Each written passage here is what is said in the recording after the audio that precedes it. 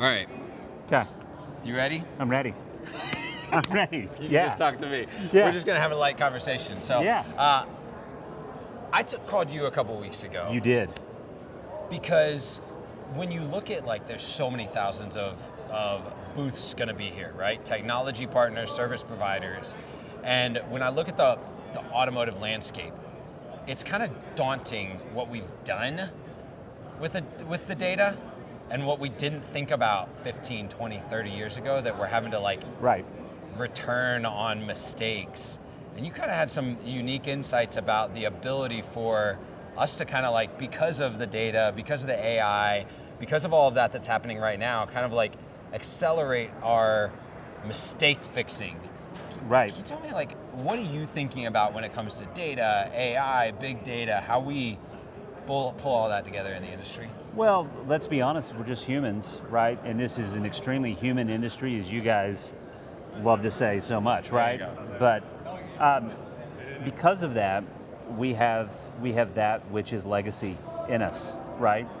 So you have the work like what I'm doing and what I know the AutoGenius guys are doing as well, which the very need, whether it's a CRM or it's a customer data platform or it's a connected cloud data warehouse, and then on the other side or within one of those, there's AI.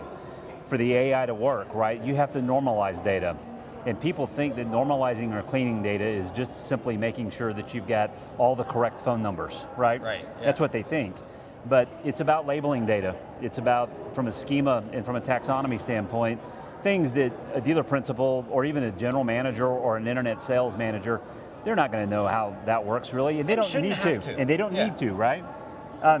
Meanwhile, the dichotomy is, so you have people that have been in this business for a long time and they do everything they can to lengthen the lifespan of XML. And I heard it best during the Star Standard general session yesterday. Somebody was on the stage talking about it and saying, XML was designed to be this thing that if there was a change on one side of the business, it would automatically go and populate everywhere else. That's what XML was built for. And everybody in the room gasped a little bit and said, still waiting on that, right? Yeah. So, I mean, there's that old, Jerry Lee Lewis song, right? Eastbound and Down. Oh yeah. We got a long way to go and a short time to get there, because I don't think most dealers understand that they're either going to continue to be a slave to third parties, as they have been for the last 14 years, which has been primarily Google and Meta. Now with OpenAI in that mix, are they going to continue to push 80% of their budget out and use systems that are in a legacy, almost archaic way, taking that data and turning it into something that is just going to have to go through a very costly preparation later if they wanted to cut that expense and just learn and grow their customer lifetime value with the customers they have today? Yeah. I mean, that's it. You said the Star Standard, and I think that there's actually just not a general enough knowledge that council, that the companies that are a part of it exist. Can you just tell me a little bit about what Star is, what it means to the industry, and what it's attempting to do? Yeah, no, it's a collection of larger companies, and right or wrong, OEMs and the DMS community, right? Yeah. And rightly so, because they're the ones who've tried to make this seamless as best as they can, from the deal jacket to fixed ops, right? Yep. How do you make sure that the customer information or the VIN customer information looks the same, a vehicle looks the same. The vehicle looks the same. It helps you with inventory, floor planning. I mean, all the things, right? They've tried to do all that. I think what they are starting to see is, and to answer your question more directly, it is not a part of NADA, but it's associated with NADA. It's one of those things, right? Yep. And it doesn't have a big budget.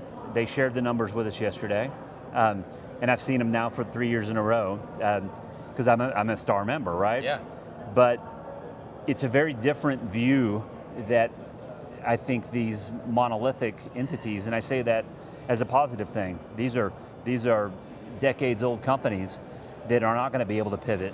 They're not going to be able to adjust fast enough to do what a lot of these startups and even what a lot of companies have doubled down on, right? to bring more automation to bear, to bring speed and accuracy They won't to be bear. able to pivot at the rate that these companies are demanding. Correct, essentially. Yeah, correct. So I don't know what's going to give, but something's going to give, Yeah. right? And we already see what's happening with Microsoft everywhere right now, Yeah. right? I mean, they're not making their earnings calls because people aren't using Copilot the way they want to. Right. AI is not easy, right? No, you have to learn it. Especially if you're trying to roll it out for everybody to use it. Yeah. So I think we're just going to see a general way of, I would see power shifting, maybe to redistribute is a better way to say it. Not to just say startups are going to get more powerful than the legacy enterprise There'll folks, be a redistribute. but there's going to be a redistribution of who holds the cards when it comes to making things work for what matters, the customer, Yeah. to do the things they need to do to grow their business. Yeah, absolutely. Yeah. Can you do me a favor? Can Yeah. you look at that camera and say, my name is, and this is the year of the human? My name is Tim Hayden. I'm the CEO of BrainTrust Partners, and 2026 is again the year of the human. Good enough? I like it. That's perfect. All right, watch. We're going to get a photo right with that.